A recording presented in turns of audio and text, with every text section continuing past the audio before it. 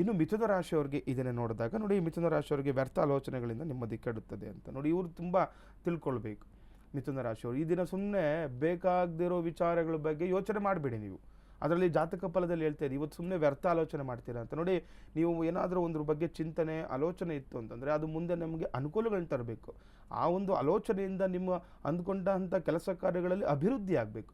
ಆ ರೀತಿ ನೀವು ಯೋಚನೆ ಮಾಡಬೇಕು. ಅದು ಬಿಟ್ಟು ಯಾವುದೋ ಬೇಕಾಗದಿರೋ ವಿಚಾರಗಳ ಬಗ್ಗೆ ತಲೆ ಕೆಡಿಸ್ಕೊಳ್ತಾ ಕೂತ್ಕೊಂಡ್ರೆ ಅದರಿಂದ ಯಾವ ಕೆಲಸಗಳನ್ನು ಆಗಲ್ಲ, ಅದರಿಂದ ತೊಂದರೆಗಳೇ. ಇನ್ನು ಉದ್ಯೋಗ ಸ್ಥಳದಲ್ಲಿ ಕೆಲಸದ ಒತ್ತಡ ಆಗುತ್ತೆ, ಕಿರಿಕಿರಿ ಆಗುತ್ತೆ ಅಂತ ಹೇಳ್ತಾ ಇದೆ.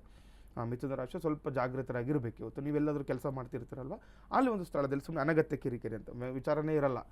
ನೀವು ಸುಮ್ಮನೆ ಇದ್ರೂ ಕೂಡ ಯಾರೋ ಬಂದು ಏನೋ ಮಾತಾಡ್ತಾರೆ, ಅದರಿಂದ ಕಿರಿಕಿರಿ, ಮಾನಸಿಕ ನೆಮ್ಮದಿ ಕಳ್ಕೊಳ್ಳುವಂಥದ್ದು ಇದೆಲ್ಲವೂ ಕೂಡ ಜಾತಕ ಫಲದಲ್ಲಿ ಇರೋದ್ರಿಂದ ಸ್ವಲ್ಪ ಹೆಚ್ಚಿನ ಜಾಗೃತಿ ವಹಿಸಬೇಕು. ಯಾರೊಟ್ಟಿಗಾದರೂ ಮಾತನಾಡಬೇಕಾದ್ರಾಗಲಿ ಅಥವಾ ಏನಾದರೂ ಕೆಲಸ ಮಾಡುವಾಗ ಸ್ವಲ್ಪ ಹೆಚ್ಚಿನ ಜಾಗೃತಿ ವಹಿಸಿ ಕೆಲಸ ಕಾರ್ಯಗಳನ್ನು ಇದನ್ನು ಮಿಥುನ ರಾಶಿಯವರು ಮಾಡಿಕೊಂಡ್ರೆ ತುಂಬ ಒಳ್ಳೆಯದು ಅಂತ.